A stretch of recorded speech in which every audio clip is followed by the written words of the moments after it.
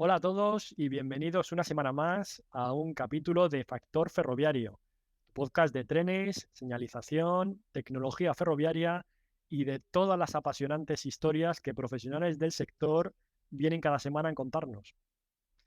Hola a todos. Esta semana os traemos una noticia en la que avión y tren parece que compiten, pero luego veremos que no. Y además, en un nuevo capítulo de la Ferroescuela hablaremos sobre otro elemento clave y fundamental de la señalización ferroviaria, como lo son las agujas. Pasaremos después a nuestro vagón de cola para entrevistar al invitado del capítulo de hoy y cerraremos con una anécdota y las tomas falsas. Así que no os lo perdáis.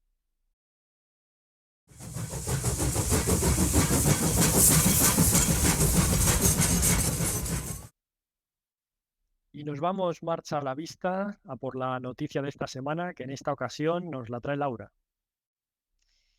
Pues yo os vengo a hablar sobre el tren versus el avión. Ya hemos hablado en capítulos anteriores sobre ventajas de uno frente al otro, desventajas, y lo que vemos es que la realidad es que desde el primer trimestre del año 2019 y el primer trimestre de 2023, del año en el que estamos, ha habido un aumento de un 75% del uso del tren con respecto al avión para trayectos de alta velocidad equivalentes al avión. Y esto según datos de la patronal de las líneas aéreas. O sea que no son datos que los haya dado el sector ferroviario.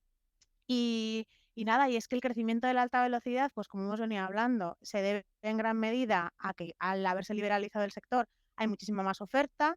Ahora junto a Renfe tenemos a Irio, a Wigo y además a Ablo para los trayectos que hemos comentado entre Madrid, Barcelona, Alicante, Málaga, Valencia y Sevilla. Y debido a esta mayor demanda, pues han bajado los precios y ha aumentado también el uso de los pasajeros.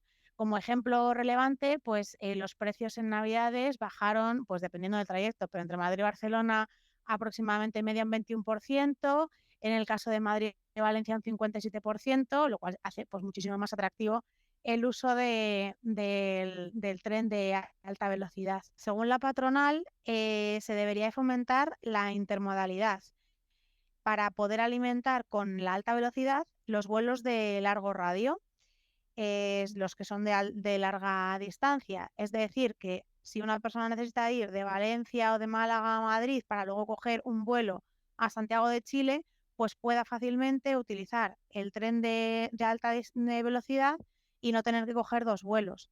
Eso sería mucho más fácil para el usuario y sería más propicio si la alta velocidad llegase directamente hasta el aeropuerto en lugar de tener que ir hasta Atocha, luego coger un cercanías y tardar pues una hora, por ejemplo, en llegar al aeropuerto.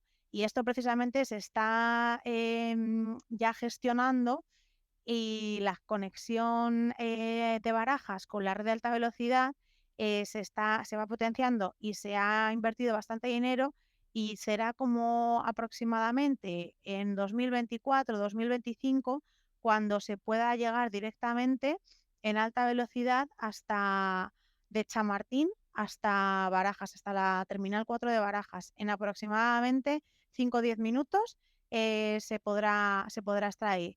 Y desde Atocha a Chamartín, como se ha abierto un túnel nuevo de alta velocidad, pues también serán otros 10 minutos. O sea que se va a facilitar muchísimo la conexión entre uno y otro.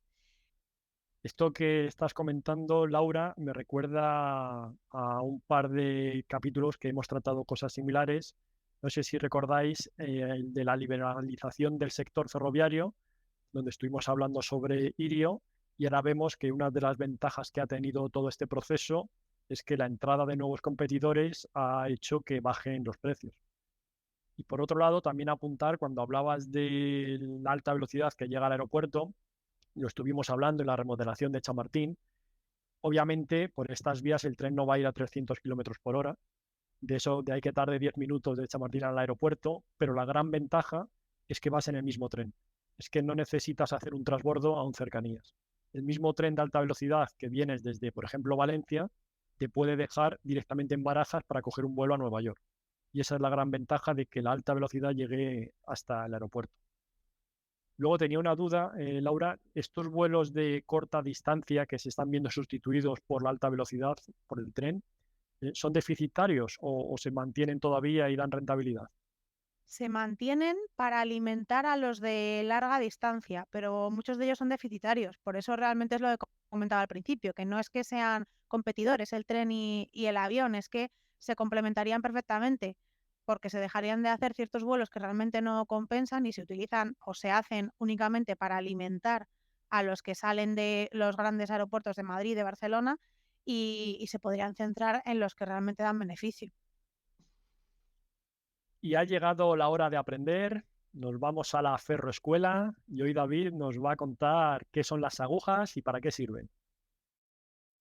Pues las agujas son una parte fundamental del ferrocarril, que aunque parecen simples, en verdad no son tan simples, y la verdad que son fundamentales para el funcionamiento del ferrocarril, porque si no, sería imposible cambiar de una vía a otra. El ferrocarril es un transporte guiado, que así como con el coche puedes girar y cambias de un carril a otro y ya está, en el ferrocarril no se puede y necesitas algo que te lleve, ¿verdad? Entonces, esas son las agujas. Las agujas distinguimos varios tipos, lo que es el desvío, que sería de una línea, de repente salen dos, entonces tienes la directa y la desviada. Por la directa normalmente vas a poder ir a la velocidad normal de la línea y luego en la desviada vas a tener que ir a la velocidad que te permita la aguja. ¿Y qué velocidad te va a permitir la aguja? Pues dependiendo del radio de la curva. Cuando tengamos radios de curva muy largos, pues podremos ir a mayor velocidad, y cuando tengamos radios más cortos, podremos ir a menor velocidad. Y esta relación, esta longitud del radio, nos va a afectar mucho al número de los motores que vamos a necesitar para mover la aguja. Por ejemplo, si tenemos una aguja de gran radio, necesitaremos varios motores, 4, 6, 8 motores, dependiendo del radio. Pero entonces, claro, podremos ir mucho más rápido. Si por el contrario la curva es muy cerrada, la aguja será pequeñita, igual con un motor, pues ya tenemos suficiente. Con lo cual aquí ya vemos que hay una relación radio de la aguja, velocidad de circulación con el número de motores. Luego, ¿qué pasa con las agujas?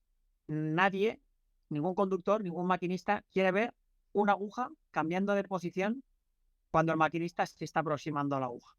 La aguja, una vez que se pone la ruta, tiene que estar fija, tiene que garantizarse que esté fija para que no se mueva cuando vaya a pasar el tren, porque hablábamos antes de las velocidades de paso por curva. Imaginémonos que la aguja está puesta para que la línea vaya en directa, vas a la velocidad máxima de la línea y cuando el tren está en la ruta te cambia desviada y el radio es un radio pequeño. Pues ahí va a haber un descarrilamiento, ¿verdad? Entonces tenemos que asegurar que la aguja esté fija hasta que el tren haya pasado por ella. Y esto lo va a asegurar el enclavamiento. Para ello, esto ya lo veremos en otros capítulos, las funciones del enclavamiento y cómo funciona, pero antes de poner la ruta, la aguja tiene que decir al enclavamiento: estoy en esta posición, estoy en directa o estoy en desviada. Y una vez que le dice, vale, yo el enclavamiento quiero poner una ruta en desviada, la aguja está en desviada, el enclavamiento lo que va a hacer va a ser bloquear la posición de la aguja. Entonces va a ser imposible mover la aguja de cualquiera de las formas. Se pone la ruta, se bloquea la aguja, al revés, se bloquea la aguja y después se pone la ruta, y así ya el tren puede entrar en la ruta y pasar estando garantizado que la posición de la aguja no va a cambiar y que el conductor, el maquinista, no va a ver ese cambio de posición de la aguja. Luego, por seguir con más terminología, si nos aproximamos a la aguja y vemos las dos vías divergentes, ahí estamos diciendo que la aguja se coge de punta. Si, por el contrario, vamos por el lado convergente, se diría que se coge de talón. Ahora hemos hablado del enclavamiento y de cómo asegura la posición de las agujas antes de autorizar que un tren entre en la ruta donde está la aguja. Pero esto no siempre ha sido así. Anteriormente tenía que ir un operario, mover la aguja manualmente, asegurar la aguja manualmente y entonces ya poder mandar al tren por la ruta para desviarse o seguir en línea directa. El hecho de que antiguamente se movieran las agujas así no quiere decir que a día de hoy se siga haciendo así. A día de hoy, el operador desde el centro de control le pediría el enclavamiento por una ruta, la aguja le diría, vale, estoy comprobada que estoy en esta posición, el enclavamiento diría, vale, te bloqueo, a partir de ahí ya abriría la señal y el tren podría entrar. Entonces ahora ya, antes era manual, pero ahora se hace todo de forma electrónica. Así que bueno, esta es la primera introducción a las agujas y espero que os haya parecido interesante. Y hoy tenemos el placer de saludar a Ángeles Tauler en nuestra sección del vagón de cola, que nos viene a hablar de la fundación de los ferrocarriles españoles. Hola Ángeles, ¿qué tal? Muy buenas, Ángel y Laura, un placer estar con vosotros.